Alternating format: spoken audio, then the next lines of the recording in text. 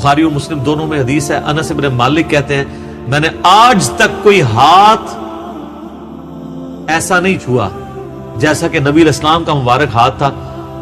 وہ کہتے ہیں کوئی دنیا کی ریشم اور دباج اس سے زیادہ نرم نہیں تھی جو نبی علیہ السلام کا مبارک ہاتھ تھا. ریشم کے ساتھ مثال دی ہے. یہ نہیں ہے کہ نبی علیہ السلام جو ہے وہ آپ نے بڑی امیروں والی زندگی گزاری تھی، آپ نے تو مزدوری کی ہے، اس کے باوجود اللہ نے ایک پروٹوکول دیا کہ ہاتھ ان کا بہت نرم تھا. اسی بخاری مسلم کی حدیث میں آتا ہے کہ میں نے آج تک کوئی مشک اور عنبر کی خوشبو ایسی نہیں سونگی جو نبی علیہ السلام کے پسینہ مبارک سے اور آپ کے مبارک ہاتھوں سے آتی تھی. مسلم شریف میں حدیث ہے، ایک صحابی کہتے ہیں میں چھوٹی عمر کا تھا تو حضور نے ایک دفعہ میرے اپنا ہاتھ مبارک میرے سر پہ پھیرا تو کہتے ہیں مجھے لگتا ہے کہ آپ علیہ السلام نے ہاتھ مبارک کسی عطر دان سے نکال کے میرے سر پہ پھیرا ہے، اتنا خوشبودار تھا. تو آپ علیہ السلام کے پسینے سے خوشبو آتی تھی.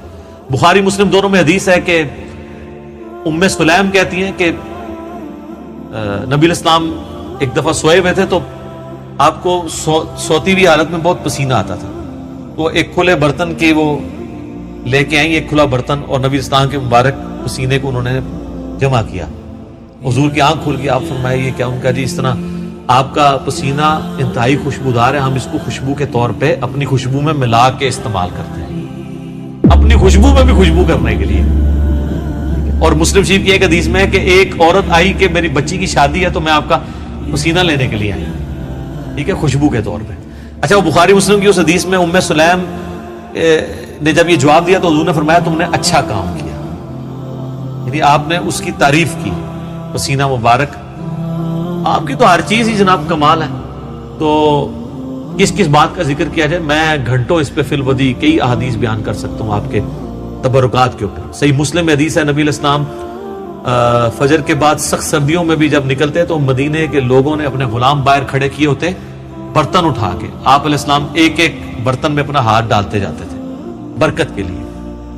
بخاری مسلم میں کتنی حدیثیں ہیں کہ نبی علیہ السلام وضو کر کے جب فارغ ہوتے تھے تو صحابہ کرام آپ کے وضو کا پانی اپنے چہرے پہ ملتے تھے. وہ ایک تشت میں آپ کو وضو کروایا جاتا تھا نا ایک برتن کے اندر، اس سے، اور جس کو نہیں ملتا تھا وہ دوسرے سے لے کے مال لیتا تھا برکت کے لیے. ظاہر ہے وہ تو برکت ہی ہے. یہ تو چھوڑ دیں تھوک مبارک کی کیا برکت ہے. بخاری مسلم دونوں میں حضرت علی کو اشوب چشم تھا غزوہ خیبر کے موقع پر، حضور نے جب بلایا ہے تو ان کی تو آنکھیں بھی نہیں کھل رہی تھی، آپ نے مبارک لعاب لگایا تو شفا ہوگی. اشوب چشم ایک وائرل ڈیزیز ہے سر، میں اس کو بھگت رہا ہوں. 2016 میں بھی تھی، آج 2020 ہو گئے، میری آنکھیں دوبارہ ریکور نہیں اس طرح ہو سکی. تو ایک لمحے میں جناب اشوب چشم ختم ہو جائے، کیا ہی بات ہے. پھر آپ نے مبارک ہاتھوں سے زیرہ باندھ کے تو خیبر کے لیے روانہ کیا، آپ کی مبارک تھوک کی برکت. اس طرح بخاری مسلم میں کئی احادیث ہیں کہ آپ نے اپنا نواب دہن کسی کنویں میں ڈالا ہے، پانی اوپر آ گیا. کھانے میں ڈالا ہے، کھانا 10 بندوں کا تھا 300 بندوں نے کھا لیا ہے اور اترے کا اتنا ہے، کام ہی نہیں ہو رہا. تھوک مبارک کی برکت، ہاتھ مبارک کی برکت. بخاری مسلم میں آتا ہے کہ صلح حدیبیہ کے موقع پر سارے لوگوں سے پانی تھوڑا تھوڑا جمع کر کے ایک کٹورا جمع ہوا، نبی علیہ السلام نے اپنا ہاتھ اس میں رکھا، اس میں سے پانی کے چشمے نکلے. 1500 صحابہ نے، جابر بن عبداللہ کہتے ہیں، وضو کیا، پانی پیا، جانوروں کو پلا لیا اور اپنے مشکیزیں بھی بھر لی. تو تابعی کہتے ہیں کہ وہ پانی کتنا تھا؟ انہوں نے کہا وہ دیکھنے کو تو ایک کٹورا تھا لیکن حضور کی انگلیوں سے جو چشمے نکل رہے تھے نا وہ پانی اتنا زیادہ تھا کہ 1,00,000 بھی ہم ہوتے نا وہ پانی 1,00,000 کو بھی کفایت کرتا تھا. تو آپ کے مبارک ہاتھوں کی برکت تھی. صحیح بخاری میں آتا ہے ایک صحابی کی پنڈلی ٹوٹ گئی، نبی علیہ السلام فرمایا ٹانگ سیدھی کر، اپنا ہاتھ پھیرا. وہ کہتے ہیں اللہ کی قسم اس طرح ہوگی کبھی ٹوٹی نہیں تھی. حالانکہ سر پنڈلی ٹوٹ جائے نا اس کا کیورنگ پیریڈ 6 سے 8 ہفتے ہے اور سالوں اس کی احتیاط چلتی ہے، آپ دوبارہ نہیں وہ باندھ سکتے. اور صحابی کہتے ہیں مجھے یاد بھی نہیں ٹوٹی تھی. معجزہ. بخاری مسلم میں آتا ہے کہ ایک شخص نے جمعے کے خطبے کے دوران کہا یا رسول اللہ مویشی علاقوں کے دعا کریں بارش کے لیے. دعا کی، اسی ٹائم بارش شروع ہوئی، اگلے جمعے تک جاری رہی. اگلے جمعے وہی بندہ کھڑا ہو گیا کہ ہمارے گھر جو ہیں وہ اب پانی ان میں ٹپکنے لگا. آپ بس یہ دعا کریں کہ زمینوں پہ سائڈ پہ ہو، گھروں پہ نہ ہو. تو بخاری مسلم کے الفاظ ہیں، آپ نے یہ انگلی سے بادلوں کو اشارے کیے. سر اب جن صحابہ نے یہ منظر دیکھا ہوا تھا صحیح بخاری میں آتا ہے، ابن مسعود کہتے ہیں ہم حضور کے ساتھ کھانا کھاتے تھے، ہم اس کھانے کے نوالوں میں سے تسبیح کی آواز سنتے تھے۔ یہ تو برکات آپ کی تھی۔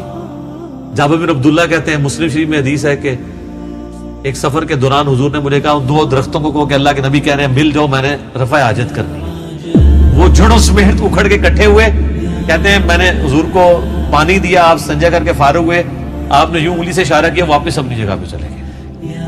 یہ چیز صحابہ کرام کے ایمان کو بڑے اوپر کے لیول پہ لے جاتی تھی، اور یہ تو نبی الاسلام کے ڈائریکٹ تبرکات ہیں۔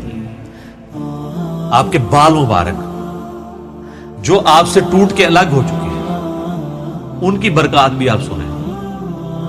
صحیح بخاری میں آتا ہے کہ ام سلمہ نے حضور کے چند بال نکالے ایک ڈبیا میں سے، صحابہ ملاقات کے لیے گئے ام المومنین سے، ان کا یہ حضور کے بال ہیں، اور جب بھی کوئی بیمار ہوتا ہے تو محلے میں سے مجھے پانی کا برتن بھیج دیتا ہے، ہم اس میں گھول کے دیتے ہیں، شفا ہو جاتی ہے حضور کی وفات کے بعد۔ اور بال مبارک تو پھر بھی جسم کا حصہ ہے، کرتا مبارک تو جسم کا حصہ بھی نہیں ہے، یہ تو الگ سے ایک چیز ہے نا۔ صحیح مسلم میں ہے کہ سروانی تیالسی جبہ اسما ابن بنت ابی بکر نے حضرت عائشہ کی بڑی بہن نے نکالا اور کہا یہ رسول اللہ کا کرتا ہے، جس کے اوپر یہاں پہ گوٹ بھی لگی ہوئی تھی، کالے کلر کا تھا، بائی چانس آج میں نے بھی کالا کپڑے پہنے، یہ سنت ہے۔ تو وہ کہتی ہیں کہ حضرت عائشہ کی وفات کے وقت میں نے اپنی بہن سے یہ کرتا لے لیا، اور حضور اسے پہنتے تھے، اور ہم اس کا دھون مریضوں کو شفا کے لیے دیتے ہیں۔ یہ ساری آپ کی برکات ہے۔ آپ علیہ السلام ایز اے اسپیشیز انسان ضرور تھے، مرتبے میں اور کوالٹیز میں کوئی انسان ان کے برابر نہیں تھا۔ بخاری مسلم میں آتا ہے کہ آپ علیہ السلام پیٹھ کے پیچھے بھی دیکھ لیتے تھے۔ آپ نے فرمایا، بخاری مسلم کے الفاظ ہیں کہ اپنی صفیں سیدھی رکھا کرو اور نماز خشوع خضوع سے پڑھا کرو، اللہ کی قسم میں اپنے پیٹھ کے پیچھے سے بھی تمہیں دیکھ رہا ہوتا ہوں۔ یعنی حضور علیہ السلام کو پیچھے بھی نظر آتا تھا، آنکھ کے بغیر۔ یہ معجزہ ہے، یہ اللہ نے آپ کی اسپیشل پروٹیکشن کی ہوئی تھی، آپ پہ وہ پیچھے سے بھی حملہ نہیں کر سکتا تھا، آپ ہر طرف 360 ڈگری کا آپ کو ویژن ہر وقت نظر آتا تھا۔ یہ آپ کا معجزہ تھا۔ بخاری مسلم میں الفاظ ہیں، وہ کسوف کی نماز آپ نے پڑھائی، سورج گرہن کی، آج بھی میرا لگا ہوا تھا، یہ 1-2 دن چلنا ہے۔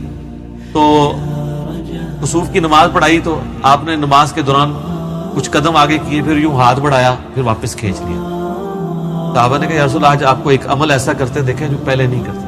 آپ فرمایا کہ میں نے جب نگاہ اٹھائی تو میں نے جنت دیکھ لی، جنت 7 آسمانوں کے اوپر، اور اس میں نے انگوروں کا ایک گوشہ دیکھا، میں نے ارادہ کیا تمہارے لیے توڑ لوں، پھر تم کھاتے ہی رہتے، کیونکہ جنت کو فنا نہیں ہے، وہ اگر گوشہ نیچے آ جاتا نا اسی بھی کھا رہے ہوں گے۔ جی، جنت کو موت نہیں ہے، جنت میں آپ جب کھائیں گے، کھا کے فارغ ہوں گے، پھر وہاں ایک گوشہ اور لگ جائے گا۔ جنت کو چھوڑ دیں، بخاری مسلم میں آتا ہے حضرت ابو ہریرہ کو حضور نے وہ ایک تھیلی میں کھجوریں دی تھی، پوری زندگی کھاتے رہتے تھے، وہ ایک دفعہ ان سے پھر الٹ گئی تو اس کے بعد وہ ہوا، جب تک وہ کھاتے رہے۔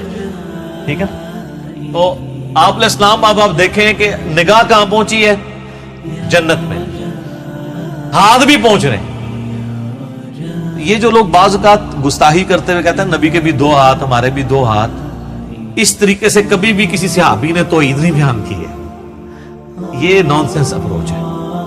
آپ ایک بات طریقے سے بیان کریں جو حدیث میں آئی ہے کہ میں بھی ایک انسان ہوں، اللہ کا قاصد قریب ہے، میرے پاس آئے موت کا فرشتہ اور میں بھی چلا جاؤں، جو غدیر خم کے شروع میں آتی ہے۔ اس طریقے سیدہ صاحب کی حدیثیں جو بخاری مسلم میں آتی ہیں، میں بھی ایک انسان ہوں، جس طرح تم بھولتے ہو میں بھی بھول جاتا ہوں۔ اب یہ الفاظ استعمال کریں۔ باقی آپ علیہ السلام کی جو کوالٹیز اللہ نے آپ کو دی ہیں وہ اتنی ایکسٹرا آرڈنری ہیں، آپ کی ایک ایک چیز کو اگر کنسیڈر کیا جائے نا تو اس پہ گھنٹوں بولا جاتا ہے۔